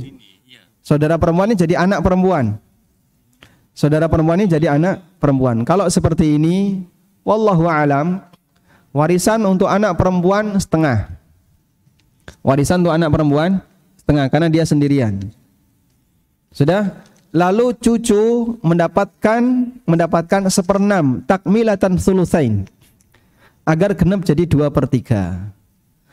Nah, masih sisa 1/3. Sisa 1/3 itu jadi rot. Nah, rot ini nanti dibagi berdua sesuai porsi. Satunya setengah, satunya 1/6, porsinya berapa? terus dibagi berdua sesuai porsi. Kalau enggak ada oret-oretannya bingung ya.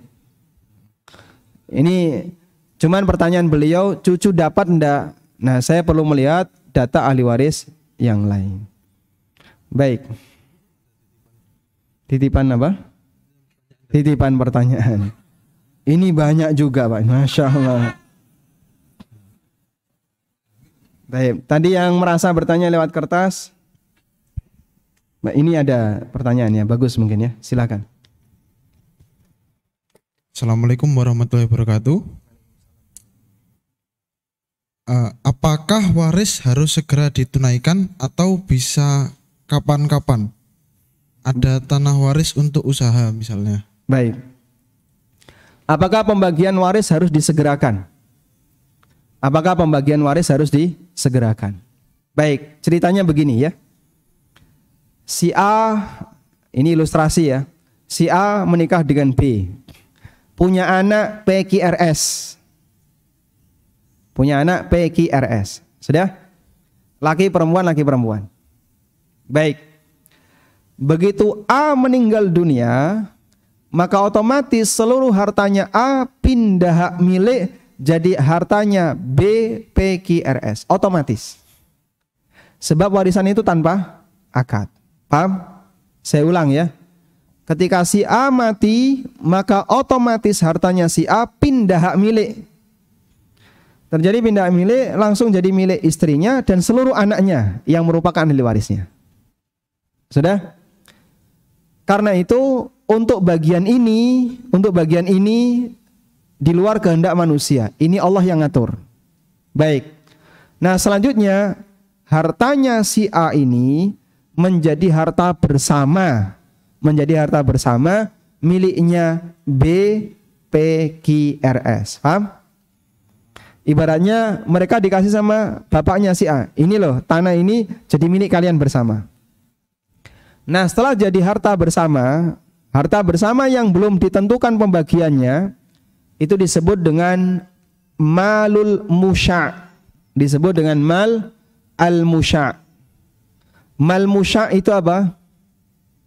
Al-musya' itu harta milik bersama yang belum ditentukan pembagiannya. Misalnya, saya dan 5 orang yang lain urunan 100 juta. Dapat uang 600 juta dipakai beli mobil seharga 600 juta. Sudah? Berarti saya punya berapa?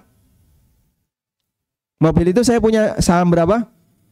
1/6. Teman saya 1/6, masing-masing 1/6. 1/6 itu bagian yang mana?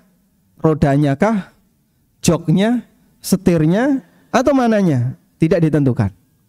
Yang jelas saya punya 1/6. Nah, total di mobil yang hak saya 1/6 dan mobil itu nggak bisa diiris-iris kayak kue gitu ya. Maka mobil ini disebut dengan mal musya'.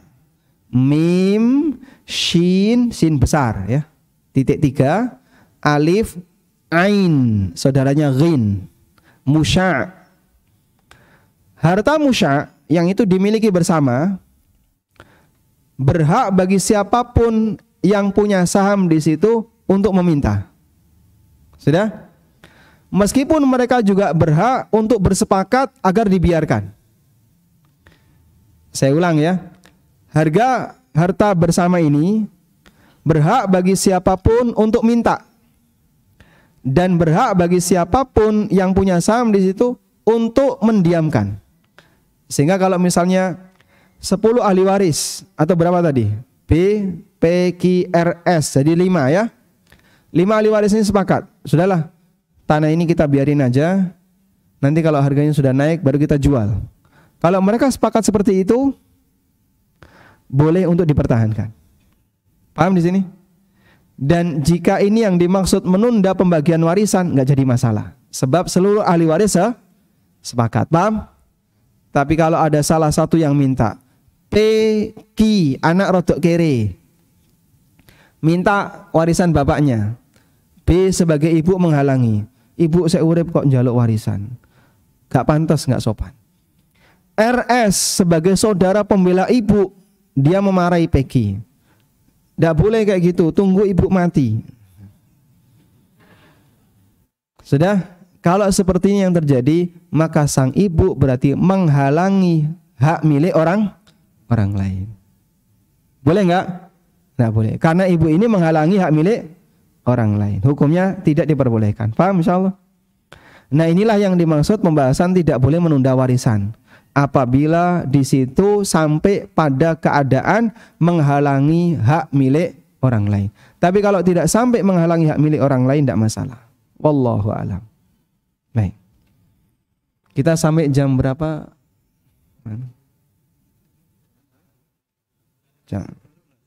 Jam setengah 11 ya.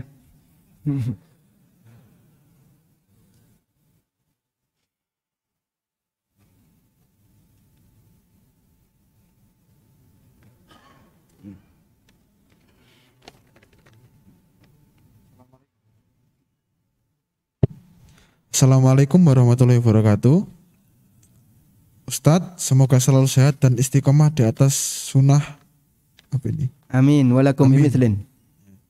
Mohon nasihatnya, bolehkah seorang anak menggunakan harta warisan orang tuanya yang sedang sakit? Jazakumullah khair. Dengan catatan orang tuanya lagi sakit dan punya warisan atau harta sendiri. Nah, jadi orang yang masih hidup maka tidak ada istilah warisan. Ya. Sehingga ketika bapaknya masih hidup, Pak saya minta warisan. Oh, bapakmu saya urip kok njaluk warisan. Itu sama dengan dongakno bapaknya mah. Ada istilah warisan itu jika orangnya sudah mati. Tapi kalau anak minta hibah bisa. Kalau anak minta hibah saat bapaknya masih hidup bisa. Sehingga misalnya anaknya minta, Pak saya tolong dikasih ini, hibah dia, boleh. Tapi nanti syaratnya anak yang lain juga harus dikasih yang sama. Paham? Karena itu kalau bapaknya sakit dan bapak punya harta, lalu anak memanfaatkan harta itu, berarti dia memanfaatkan harta milik bapaknya. Tinggal selanjutnya, apakah bapaknya ridho atau tidak. Kalau bapaknya ridho dan itu sifatnya diberikan berarti hibah. Maka nanti tanggung jawabnya anak yang lain juga harus dikasih yang sama. Sebab hibah harus ada pemerataan. Tapi kalau bapaknya meminjamkan, ya pakai aja itu mobil, pakai aja itu rumah. Tapi sifatnya pinjaman, jadi masalah dan tidak harus rata. Pinjaman itu tidak harus ada unsur pemerataan. Tapi kalau hibah harus pemerataan. Wallahu a'lam.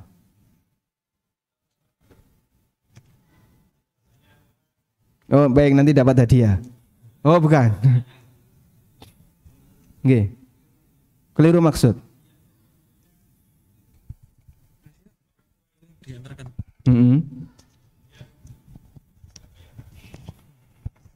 Orang tua punya warisan dari orang tuanya.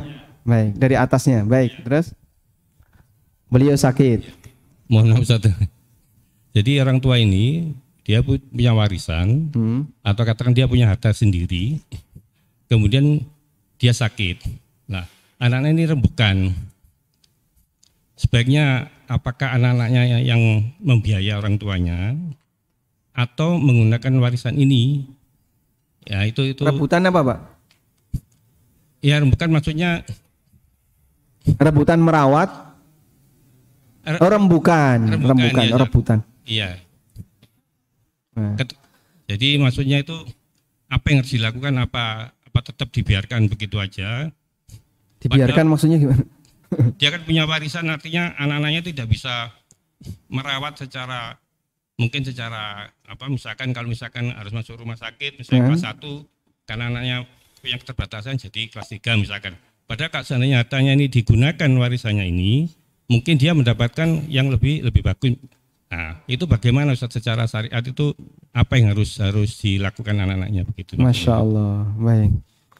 Kalau harta warisan bapaknya dipakai untuk merawat bapaknya, nanti jadinya berkurang. Eman ya, ini sudah calon warisan sebentar lagi gitu. Makanya ada kadang anak yang sayang, bapaknya kenapa nggak dimasukkan ke rumah sakit? Wah nanti mengurangi jatah warisan. Ya ini nggak benar kayak gini. Ya seharusnya kalau boleh saya sarankan, bapak punya hak terhadap harta itu sepanjang beliau masih hidup. baik harta beliau pribadi maupun warisan dari orang tuanya. Jika memang hak pengobatan itu harus ditunaikan, maka anak tinggal tunaikan. Wong itu bukan harta anak kok. Belum jadi harta anak sampai bapaknya meninggal. Sehingga dia nggak boleh gandoli. Wah, gimana timbangannya engko ilang ning rumah sakit, wis barno wae bapakne mati dhewe iso kok ya. Nggak boleh kayak gitu ya. Silahkan gunakan untuk biaya pengobatan bapaknya selagi masih memungkinkan. Dan kalaupun misalnya Allah takdirkan beliau meninggal dunia, ya, dan sampai menghabiskan warisannya, ya sudah, anak tidak boleh untuk gandoli, sebab itu adalah harta milik beliau dan beliau yang paling berhak untuk memanfaatkan sebelum anaknya. Wallahu a'lam. Baik. Selanjutnya.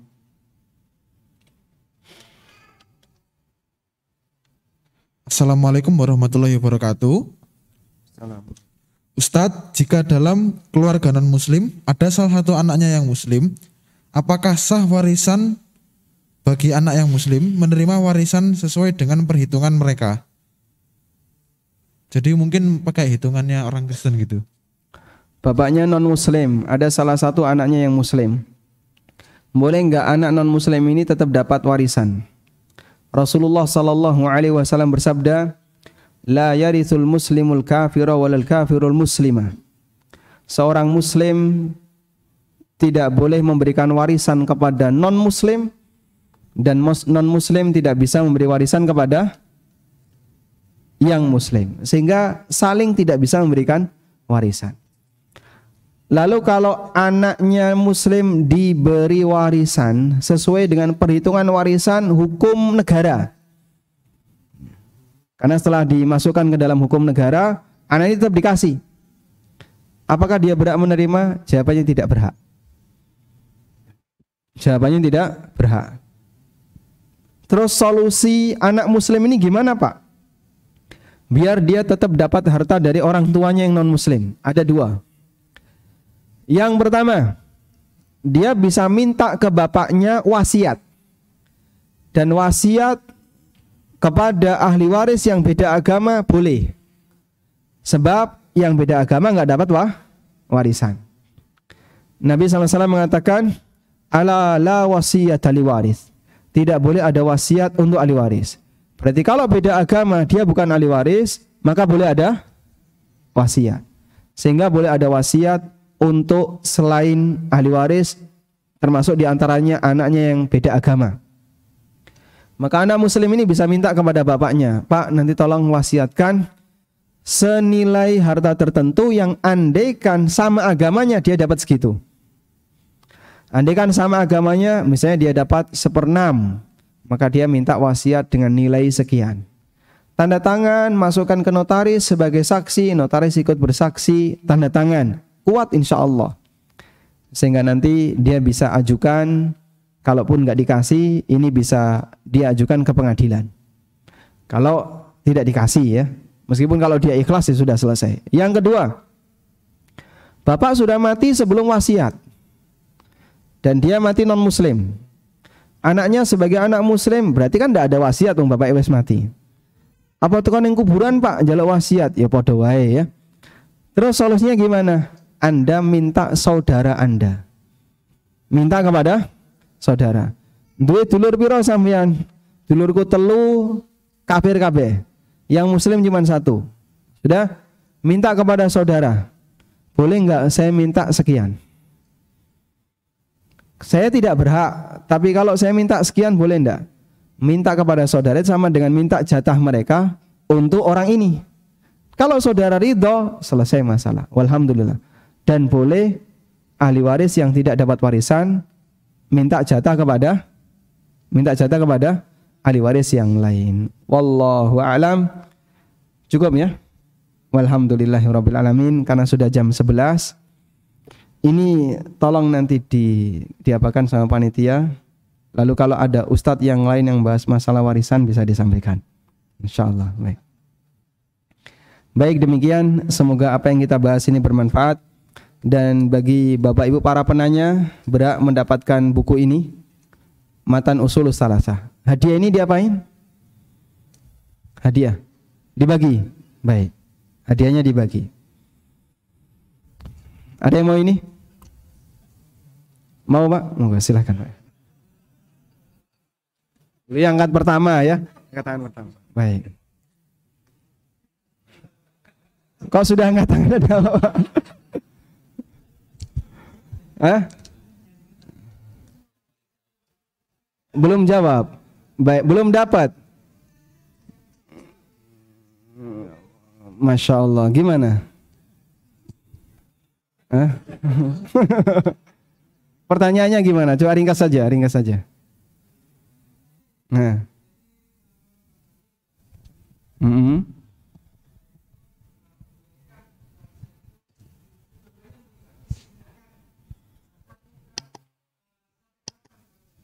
Baik. Ada yang kurang beruntung.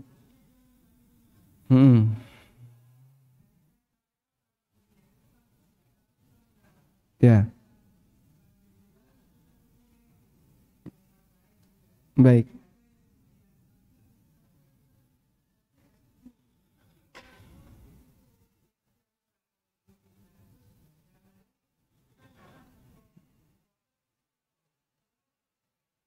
Lima saudara, 4 saudara. Baik. Baik. Barakallahu fikum. Tadi untuk masalah disegerakan dan ditunda kita sudah jawab Pak ya. Intinya harta itu apakah mau ditunda atau disegerakan kembali kepada kesepakatan para ahli waris. Kalau ada salah satu yang minta disegerakan, berarti nunggu aset ini terjual. Kalau aset ini susah untuk terjual, rela nggak salah satu di antara saudaranya nyusui? Ya gue tak bayari aja, tak susui. Harganya ini berapa? Harga berapa itu bisa mendatangkan tim appraisal. Masya Allah. Wah tambah larang nih kayak gini ya. Dikira-kira aja takon pasarannya sama masyarakat kanan kiri. Ini kira-kira pasaran rumah ini berapa? Sekian. Baik. Berarti dibagi. Ini dapat sekian, ini dapat sekian, dapat sekian ya. Anak laki-laki 2 kali dibandingkan anak perempuan. Lalu diputuskan. Berarti ini kalau diuangkan jadi sekian. Nyusui. Hakku 200 juta.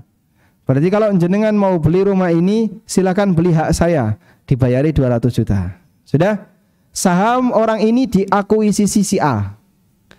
Sahamnya C dibeli juga sama si A. Saman jatahi piro? Oh anak wedok 100, bayari 100. Nah, dia sudah dapat jatahnya. Jadi si A punya 3 saham. Saham miliknya, B adiknya, dan C adik perempuannya. Begitu seterusnya sampai akhirnya terbeli 100%, silahkan. Dan masalah nilai sesuai kesepakatan. Kalau misalnya merasa berat, Pak kalau ngalah saya kok berat, ya boleh nggak ngalah. Tapi kalau Anda misalnya ngalah dalam rangka menjaga kerukunan keluarga, insya Allah lebih baik. Hadiah selanjutnya, siapa yang mau? Pertanyaannya. Oh iya kan pertanyaannya. Pertanyaannya ya. Pak sudah selesai waktunya Pak. Nanti di lain waktu insya Allah. Semoga nanti Allah mudahkan bisa datang ke Surabaya lagi ya. Baik. Pertanyaan yang pertama. Apa makna ilmu waris setengah ilmu? Nah, baik. Yang angkat tangan pertama.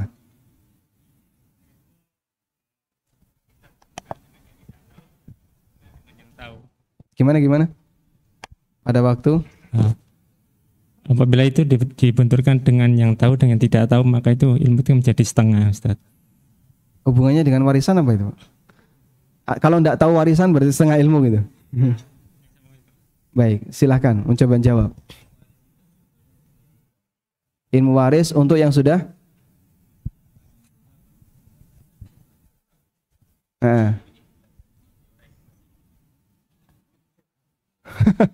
maksudnya gimana? Ilmu ini baik, ilmu yang membahas harta untuk orang yang sudah meninggal. Nah, disebut setengah ilmu, hubungannya apa? Setengah mati.